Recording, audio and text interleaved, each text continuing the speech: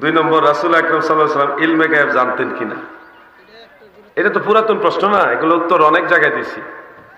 আহলে সুন্নাত ওয়াল জামাত বিশ্বাস করে ইলমে গায়েব দুই প্রকার, একটা হলো গায়েবে জাতি আর একটা হলো গায়েবে আতাই।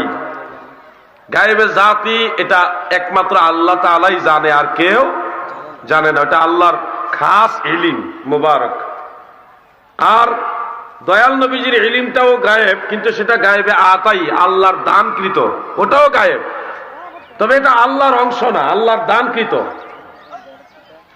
বা আল্লাহর সাথে মেসাল দেওয়ার মতো না। আমরা এটা আল্লাহর সমকক্ষ দাবি করি না কখনো। নবীজির ইলমটা হলো আল্লাহ প্রদত্ত, আর আল্লাহ হলো নিজের থেকেই জানে, আল্লাহ কারো মাধ্যমে জানে না, আল্লাহ নিজে নিজেই জানে। অনেক বাতিলরা বলে কি জানেন, আল্লাহু মাআলুম, আল্লাহু মাআলুম বলে, আবার কয় আল্লাহ ছাড়া আর কেউ গায়েব জানে না। আরে বোকা, মালুম বললে কত বড় বেয়াদবি হয় শোনো। এটা হলো বাবে সামিয়া ইয়াসমাউ এর ওজনে মাসমউন মালুমুন ইসমে মাফউল। ইসমে মাফউল হিসেবে যদি বলা হয় আল্লাহু মালুমুন, তাহলে মালুম মানে আল্লাহ নিজে নিজে জানে না, অন্য একজন কর্তার কর্তৃক জানে। কারণ মফউল মানে কি, ফাইল আরেকজন, ফাইল করতে, এটা কর্ম, মফউল মানে কর্ম, নিজে কর্তা না, আরেকজন কর্তা কর্তৃক জানে। আল্লাহ নিজে নিজে জানে না, আরেকজনের মাধ্যমে জানে। আল্লাহু মালুম বললে এটা অর্থ বোঝায় আল্লাহ নিজের থেকে জানে না, আরেকজনের মাধ্যমে জানে। এরাই আবার কয় আল্লাহ ছাড়া কেউ গায়েব জানে না, আবার এরাই কয় আল্লাহু মালুম। এগুলি আদা পাগল না?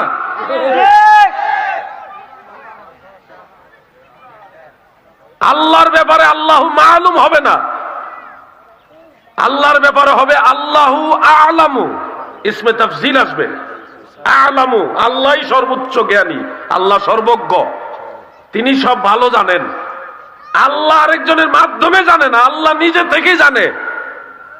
আর নবীজি আল্লাহর দেওয়া ক্ষমতায় জানে, কথা ঠিক না?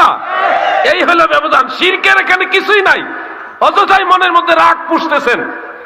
সুন্নিরা কি বুঝাতে চায় ওটা বুঝেন, এরপরে যদি মনে হয় যে এটা আপনাদের সাথে মিলে না, তাহলে কথা বলেন। আর যদি মনে করেন না সুন্নিরা যত কথাই বলে মানবো না, এই রাগ আপনার কে মিটাই দিব কোন? আমরা কখনো বলি না যে নবী নিজের থেকে জানে, আমরা বলি আমার আল্লাহ নবীজিরে জানাইছে। আল্লাহ যদি জানায়, আপনার লস কি বলেন তো দেখি? আপনার দুশ্মনী, আপনার হেনে দুশ্মনী করার কারণটা কি? আমি আলাউদ্দিন জিহাদি তোর নবীজিরে যে গায়েব জানাইছি না, জানাইছে আল্লাহ। কোন অবজেকশন থাকলে আল্লাহকে বলেন, হে আল্লাহ আপনি কেন জানালেন, আল্লাহর জিজ্ঞাসা করেন। আপনি আমার লোকের আগারেই করেন, আমারে বকেন, আমি জানাইছি নবীরে গায়েব। আল্লাহ জানাইছে, নবী জানছে, আমরা নবী জানছে, এই জন্য আমরা খুশি। এটাই তো আমরা, আমাদের দোষ তো এটাই, আমরা নবী জানছে, আল্লাহ জানাইছে, এটা আমরা বলি। তা আমরা বললে আমাদের অপরাধ? তা আল্লাহ জানাইলো কে? আল্লাহর জিগাও। যদি বলেন আল্লাহ জানাইছে, এটা কই পাইছেন? কোরআন শরীফ পাইছি, কোরআন শরীফের মধ্যে পাইছি। কোরআন শরীফের বিশ্বাস আছে তো? এদিকে চাইলে এদিকে কথা কয়, এদিকে কয় না, ঘটনাটা কি? কোরআনের উপরে বিশ্বাস আছে? আলিমুল গায়বি ফালা ইউযহিরু আলা গায়বিহি, আলিমুল গায়বি ফালা ইউযহিরু আলা গায়বিহি আহাদান ইল্লা মান ইরতাদা মির রাসূল। আল্লাহু আকবার। আল্লাহ তাআলা আলিমুল গায়ব, তিনি কারো কাছে গায়েব প্রকাশ করে না। ফালা ইউযহিরু আলা গায়বিহি আহাদা, কারো কাছে তিনি গায়েব প্রকাশ করে না। দেখেন কথা ঠিক আছে, কিন্তু তবে শেষ না, আরো আছে। আল্লাহ গায়েব জানে, আল্লাহ গায়েবের মালিক, আল্লাহ কারো কাছে গায়েব প্রকাশ করে না, ঠিক, কিন্তু শেষ না, আরো আছে। এখানে প্রস্রাব করিবেন না, করিলে 50 টাকা দণ্ড, পুরাটা ভরবেন। এখানে প্রস্রাব করিবেন, পইরাই পেশাব করে দিয়েন না, বাকিটা পইরা লইয়েন। আরো তো আছে, এখানে লেখা হইলে এখানে প্রস্রাব করিবেন না, করিলে 50 টাকা দণ্ড। আপনি সুবিধা মতো পড়লেন, এখানে প্রস্রাব করিবেন, এর দূর ফিরে বাকিটা পড়লেন না, কইরা এনে মুইতা দিলেন, তাহলে তো হইতো না, পুরোটা ভরা লাগবো।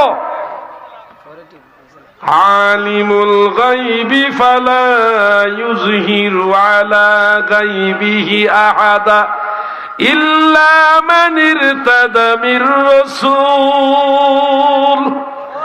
আল্লাহ আলিমুল গায়ব, তিনি কারো কাছে গায়েব প্রকাশ করে না গো, তবে মান ইরতাদা মির রাসূল, আল্লাহর মনোনীত রাসূলদের কাছে গায়েব প্রকাশ করে। সুবহানাল্লাহ বলেন। এখন আপনি বলেন, কোরআনের এই আয়াত বিশ্বাস করা কি আমাদের অপরাধ? আল্লাহ নবীরে গায়েব প্রকাশ করে দিছে, জানাইছে, এটাই তো আমরা বলি। আপনি আমাদের গালি না দিয়ে আল্লাহকে জিজ্ঞাসা করেন, হে আল্লাহ, আপনি কেন নবীরে গায়েব জানাইলেন? আপনার কষ্ট লাগে? যদি এখানে সে এই প্রশ্নটা করেন যে নবীজিকে যেহেতু আল্লাহ জানায় দিছে, সেহেতু এটা তার গায়েব নাই, জানায় দিলে তার গায়েব নাই, এই প্রশ্ন যদি করেন, এটার উত্তর আমার দেওয়া লাগবে না, আল্লাহ নিজে দিছে। আল্লাহ দিলে চলবো তো? দেখেন আওয়াজে বোঝা যায় যে আল্লাহ তো মানতো না। আল্লাহ দিলে চলবো? আল্লাহর কাছ থেকে এলমে গায়েব আসছে নবীজির কাছে, নবীজির কাছ থেকে মানুষের কাছে। এই যে তিনটা ধাপ খেয়াল করবেন, আল্লাহর কাছ থেকে আসছে নবীর কাছে, নবীজির কাছে আসছে কে? নবীজির কাছ থেকে আসছে হলো মানুষের কাছে, আমাদের কাছে, সাহাবাই কেরামের কাছে। খেয়াল করে শুনবেন, নবীজির কাছে আসার পরেও এই ইলমটা কি ইলমে গায়েব নাকি গায়েব না, এই ব্যাপারে আল্লাহ ফয়সালা দিয়েছেন। ওয়ামা হুয়া আলাল গায়বি বিদানিন, সূরা তাকবীর। ওয়ামা হুয়া আলাল গায়বি বিদানিন, তিনি গায়েব প্রকাশে কৃপণ নন। কে? নবীজি মানুষের গায়েব প্রকাশ করতে কিপটামি করে না, কৃপণতা করে না। দেখেন ইলমে গায়েব আসছে কার কাছ থেকে? বলেন না, কার কাছ থেকে আসছে? আল্লাহর কাছ থেকে নবীর কাছে আসছে, নবীজির কাছ থেকে মানুষের কাছে যাবে, নবীজির কাছে আছে, এখন মানুষকে জানাবে।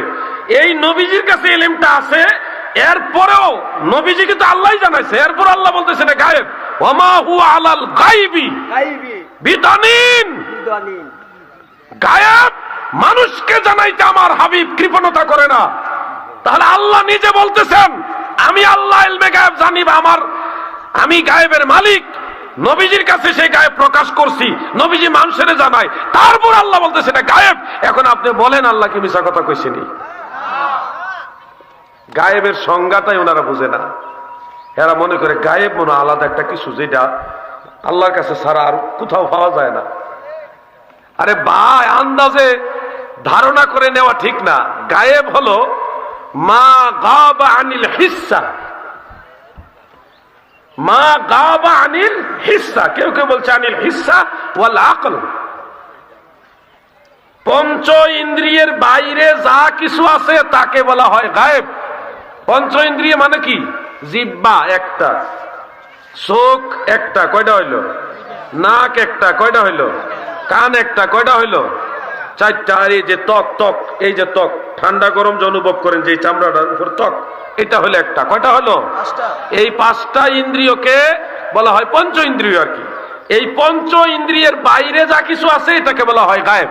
এটা হলো গায়েবের সংজ্ঞা, গায়েবের অর্থ। এখন এই মুহূর্তে আমার আপনার পঞ্চ ইন্দ্রিয়ের বাইরে হলো মাধবপুর প্রপারে যা কিছু হচ্ছে, এগুলি আমাদের পঞ্চ ইন্দ্রিয়ের বাইরে, আমাদের চোখের দৃষ্টি সীমার বাইরে, আমাদের কানের আওয়াজ দিয়ে তাদের কথা শুনি না, আমাদের নাক দিয়ে তাদের ঘ্রাণ নিতে পারি না, হ্যাঁ, আমাদের কথার আওয়াজ তারা শুনে না, তাদের কোনো কথা বা গরম ঠান্ডা আমরা ত্বক দিয়ে অনুভব করি না। এটা হলো আমাদের পঞ্চ ইন্দ্রিয়ের বাইরে, মাধবপুর, সিলেট, ঢাকা। এক কথা, আমাদের এই পাঁচটা ইন্দ্রিয় দিয়ে যা কিছু দেখি, শুনি, বুঝি, এগুলির বাইরে যা আছে ওগুলাকে বলা হয় গায়েব। আসমানের উপরে যা আছে আমাদের জন্য গায়েব, জমিনের নিচে যা আছে এটা আমাদের জন্য গায়েব। আমাদের পঞ্চেন্দ্রিয়ের বাইরে যা আছে এগুলি আমাদের জন্য গায়েব।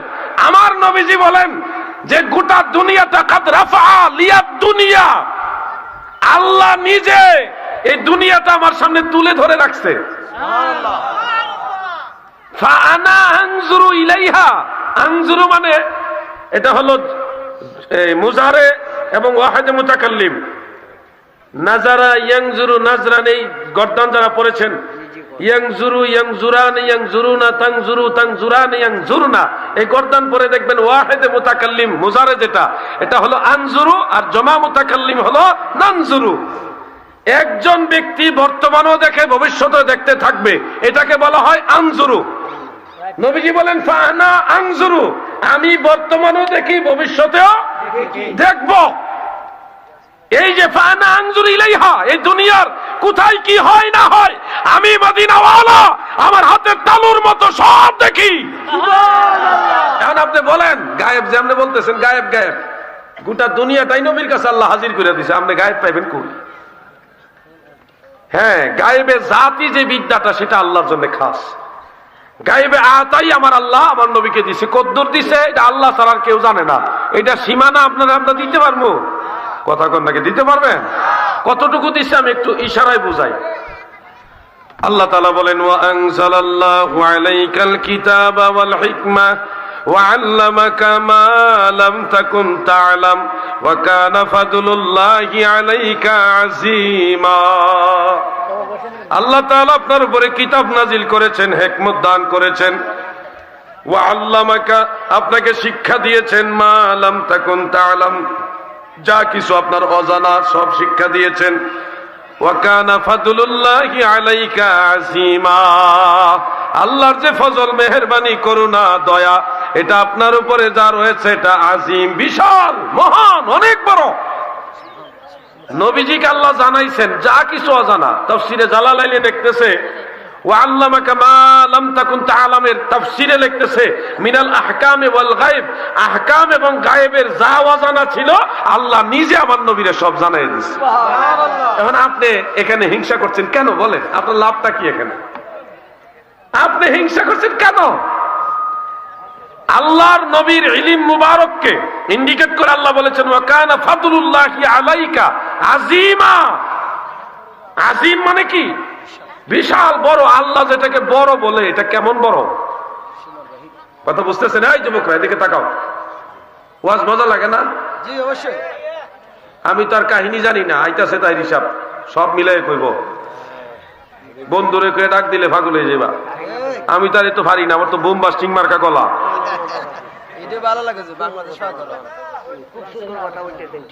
আমি যে তথ্যগুলি দিচ্ছি কাজে লাগবে, আইজ হোক কাইল হোক কাজে লাগবে। ও আমি লোকে ভেজালটা লাগলে আলাউদ্দিন জিহাদের কথা মনে হইব।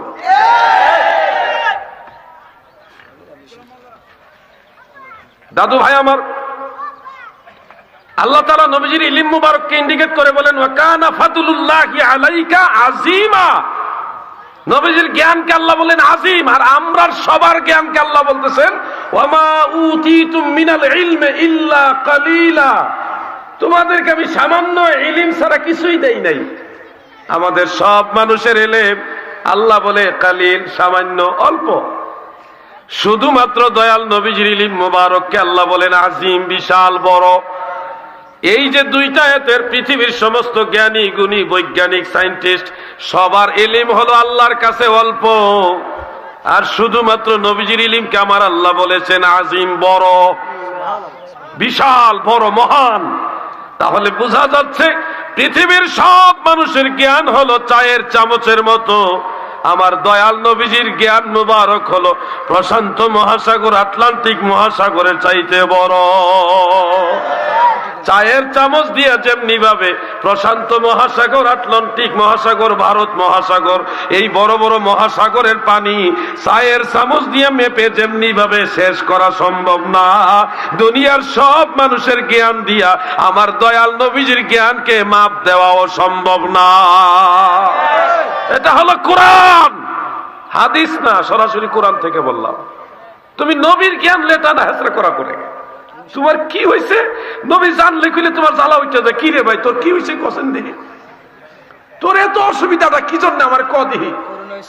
আমরা কি দোষ? আমরা তো জানাইছি না নবীজিকে, আল্লাহর কসম আমরা কেউ নবীরে গায়েব জানাইছি না, নবীজিরে গায়েব জানাইছে আল্লাহ। কে জানাইছে? আল্লাহ জানাইলে আপনারা বেজার? আমরা নবীরে জানাইছে, এতেই তো আমরা খুশি।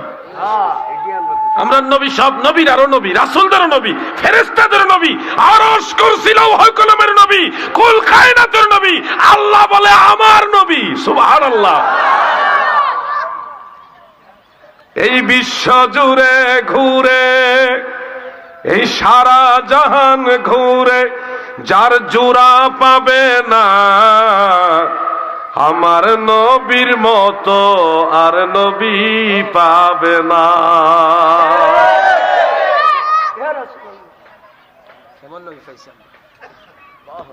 মাগ না পাইলে বাঙালি দাম দেয় না তো, এই জন্য এই সমস্যাটা হয়েছে। ঈসা নবী আল্লাহর রসুল, তিনি পর্যন্ত আল্লাহর আমাদের নবীর উম্মত হওয়ার জন্য কাঁদছে, শেষে আবার উম্মত হয়ে আইব, আইব কিন্তু ইমাম মাহদী আলাইহিস সালাম আসার টাইম খুব সন্নিকটে। প্রস্তুত হন, প্রস্তুত হন। আল্লাহ ভালো জানে কখন আসবেন। আমরা নির্দিষ্ট করে বলতে পারবো না যে অত সালে অত তারিখ আসবো, আমরা বলতে পারবো না, আল্লাহই ভালো জানে। তবে সময়টা খুব কাছে, আলামত বেশিরভাগ প্রকাশ হয়ে গেছে, খুব তাড়াতাড়ি আসবে। রেডি হন। ইমাম মাহদী প্রকাশ হলে ইমাম মাহদী আলাইহিস সালামের কাছে বায়াত হবেন না? উমর হোসেন নাকি? উনি বাংলাদেশে প্রকাশ হবে না, উনি মক্কায় প্রকাশ হবে। মক্কায় কাবা ঘরে উনি কাবা ঘর তাওয়াফ করবেন। ওই সময় আল্লাহর ওলিরা দেখে ওনাকে চিনে ফেলবে। ওনাকে চিনার কিছু আলামত বলে দেই। উনি কথা বলার সময় তুতলাবে, অতিরিক্ত তুতলামি করবে, কথা বলতে গিয়ে মুখে কথা বেজে যাবে, যার কারণে উনি রাগান্বিত হয়ে এইভাবে আঘাত করবে বারবার। কেন? ওনার তুতলামি আসে, এইভাবে আঘাত করবে। তুতলামি কেন আসে? এটা একটা আলামত ওনাকে চিনার। কারোর সাথে কথা বলতে গেলে ওনার মুখে কথা বেজে যাবে আর এইভাবে উরুতে আঘাত করবে। কেন? ওনার তুতলামি আসে, এটা ওনার আলামত। আরেকটা আলামত হলো নাক খুব চুক্কা হবে, তীক্ষ্ণ হবে, এই জায়গাটা খুব চুক্কা হবে, মনে রেখেন। 3 নম্বর, ওনার ব্রু এত সুন্দর চমৎকার ব্রু হবে, দুইটা ব্রু মাঝখান দিয়ে চিকন একটা রেখা দিয়ে এইভাবে মিল থাকবে।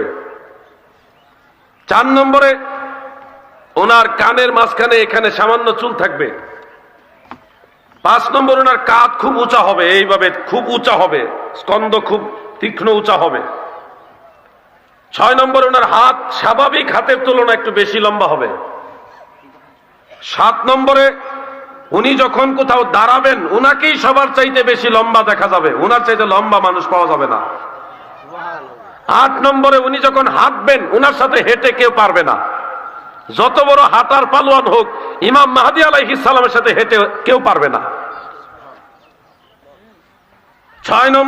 9 নম্বরে, ইমাম মাহদী আলাইহিস সালামের চুল হবে কুকরানো এবং সুজার মাঝামাঝি, একেবারে সুজাও না একেবারে কুকরানো না, মাঝামাঝি। এই কানের লতি মুবারক পর্যন্ত ওনার চুল লম্বা হবে। 10 নম্বর, ওনার দাড়ি হবে সিল্কি, খুব সুন্দর চমৎকার চাপ দাড়ি হবে, জান্নাতি দাড়ি হবে। দাড়িগুলির দিকে মানে ওনার চেহারাটা হবে দয়াল নবীজির চেহারা মুবারকের সাথে মিল। মনে রাখবেন, ওনার বংশ হবে কুরাইশ বংশ, মা ফাতেমার বংশ, হযরত আলীর বংশ, ইমাম হাসান হুসাইনের বংশ। ওনার নাম অরিজিনালি হবে মুহাম্মদ সাল্লাল্লাহু আলাইহি ওয়াসাল্লাম, আমার নবীজির নামের নাম। ওনার বাবার নাম হবে আব্দুল্লাহ, ওনার মায়ের নাম হবে আমেনা। উনি মুহাম্মদ নামেই সবার কাছে পরিচিত থাকবেন, মাহদী নামে নয়। উনি মদিনা শরীফের